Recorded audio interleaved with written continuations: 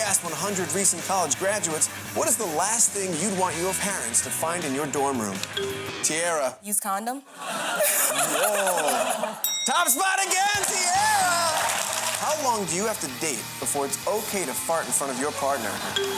Chad. 6 months. Number one answer again, Chad! As an architecture major, if you could build a structure that would represent your student debt, what would it be? It'd be a giant middle finger.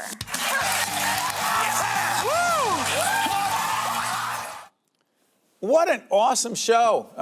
That's the show. This is the guest. This is Michael Torpey. That was Paid Off with Michael Torpey, which can be seen on True TV every Tuesday, 10 p.m. That's awesome. That's Yeah. awesome. By the way, let's do this. Can we get a shot of our great young producer, Gina?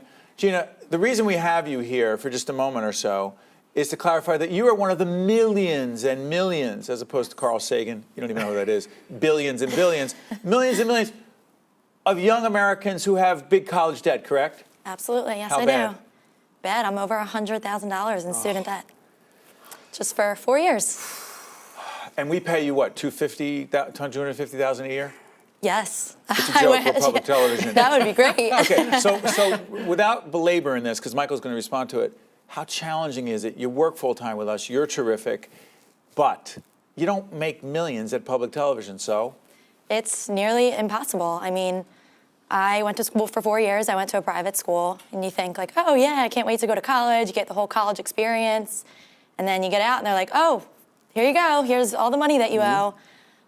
So it's almost impossible. You think you can move out and get a full-time job, and everything's going to be great, and then it's like, oh well, you have rent and you have all this other thing. So I mean, It plays on your mind. oh yeah, I mean, and it's not cheap. I mean, they don't really have any sympathy for. I have private loans, so. Ouch. They don't really have any sympathy for you. Gina represent millions of others? 45 million Americans out there right now, over $1.5 trillion of outstanding student debt. And you hear that all the time. Gina, Absolutely. we will not solve your problem, but we'll talk about you when you leave. Yes. Thanks, Gina. And by the Thank way, you. thanks for doing a great job for us. Oh, thank you. I wish Thanks we for could pay having you me. more. Thank you. Thank you, Gina. In all seriousness, when you listen to Gina, she does represent so many others. How much, Michael, does it play? I know the show is fun and everyone has a good time, but it plays on them emotionally, psychologically, right? Absolutely. I mean, and that's part of the show. We're paying off debt for some folks. We're giving away a lot of money to people. But I can't host 45 million episodes of this thing. That's right. So the show is about raising awareness. It's about telling stories like Gina's so we can put faces to the crisis and bring change through government. How'd you get into this? I was incredibly lucky. My parents paid for my college education. They took out a second line of equity on the house. They said, go get into the best school you can get into, we'll figure it out. And that's what they did. I was ignorant of the world of student debt. I was able to go do something financially, maybe not the best decision of being a theater major. Not a lot of money right out of college, you know, and if I had owed over $100,000, I don't think I would have chosen that. I would have felt pressured to take on a major that I thought was going to lead to a job that would help me pay that bill right away. Even if you didn't love the job. Absolutely. Absolutely. Too much pressure. I mean, I applaud Gina that she's got $100,000 and she's in the field that she wants to work in. This is what she wants to do, but in all fairness, I'm being very fantastic. serious here, folks. It is not the place to make a ton of, listen, the people who are here, we love our work. You don't make a ton of money here. No, well, and that's the She's doing it trade-off. for love. Exactly. So that's the trade-off. You have someone working in public television, and she owes $100,000. So you're asking people who go into these fields, public television. She was in broadcasting and journalism. Absolutely. Absolutely. So do you want the only way you pay off your debt is if you go into economics, you go work on Wall Street? What about the people who want to go work at the Southern Poverty Law Center? That's right. People who want to be public defenders. Making a difference. How do they pay off their debt? So the people that come on the show, even though it's fun and a lot of jokes and people are pretty engaging personalities, they are there for a very real reason. They Absolutely. need those dollars. Absolutely. How do you decide the winners? Oh, it's a trivia competition. So as goofy as the game gets, it's straight ahead trivia. The first part of the game is quizzing you on things that you learned inside a classroom, traditional academic topics. The second round of the game, which were in that clip, are polling questions, things that test how well do you know your fellow student, how well do you know your fellow man. And in the final round, you have 60 seconds to answer 8 questions correctly. You can choose know your major or don't know your major. So you can say, look, I've been out of school for a while. I'm not using that sociology degree So anymore. if it's a political science major, you will ask questions about American politics. Absolutely. Absolutely. So we can test, like, you took out money to get this degree. How well did you learn it? What's it like for you on a personal human level doing this? It was unbelievably gratifying. I feel so appreciative of the people who came on our show and shared their stories, because it's all about that. It's all about raising awareness for this crisis. I had my appetite whet for doing shows like this by working on Orange is the New Black. I got to work in a show that was creatively satisfying. You played Seal Humphrey? Yeah, a real piece of garbage human being. So Clearly unlike you. That shows how good an actor you are. I appreciate that, but this show I feel like is my my campaign to clear my name a little bit, that I'm not the monster that I played on that show. Right. But working on Orange, creatively as an actor, incredibly satisfying, socially, unbelievable. Having people... Big impact. Oh, women that were in prison coming up to you on the street, talking about feeling seen through the show that I was a part of. Unbelievable experience.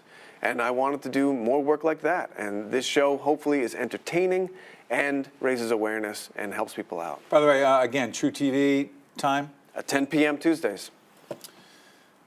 Curious about this. Your passion for acting, your passion for the work that you do, Orange is the New Black and other work, where did it come from?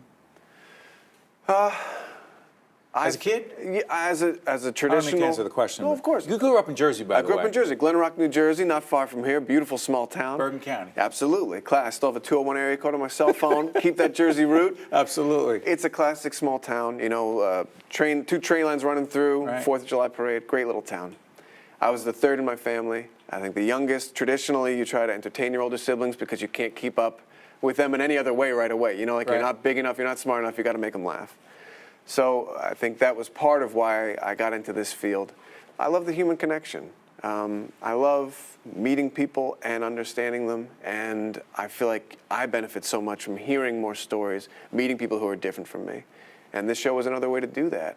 You know, as an actor, you do that when you study a character. Sure. You got to get inside their head. You got to think about what's their experience, and ultimately that then affects your experience. Are you a quote unquote a political person who wants to change public policy as it relates to the federal government or state governments and how they deal with this massive crisis of student loan debt? Absolutely, yeah. I don't have all the answers right now. Who does? Well, nobody. Good point. Nobody has all the answers, but I do think there are some programs out there right now that are headed in the right direction. Debt-free college is something we should be exploring. Something that has a sliding scale for all students. People who can pay, they can pay. People who can't, they get the assistance both from state and federal money. And debt-free college also takes into consideration the full college experience. It's not just about tuition. It's about living expenses, books. Because if we just cover tuition, there's 50% of the cost is still out there that's going to be on you to pay. You want this conversation to continue beyond the terrific show you're doing. Absolutely. The show is only successful if it creates a full national conversation. 45 million Americans. It's a huge number. It's too large of a group to be ignored, to only be talked about in 45 million with student debt. It's $1.5 trillion. It's only second to mortgage debt. It's more than credit card debt, more than auto loan debt. That's too many people to only be talked about during the election cycle. Yeah. Michael, we thank you for joining us. Thank you for having me. And the idea that you and your colleagues at True TV are doing this in a fun, engaging, entertaining way, but dealing with a very substantive issue is impressive. Tell folks again, the name of the show is? Paid Off with Michael Torpey, Tuesdays 10 p.m. on True TV. Thank you so much. Steve, thank you. Appreciate it. Jersey boy does well. Damn right. Will be at least one of us. Stay close. We'll be right back after this.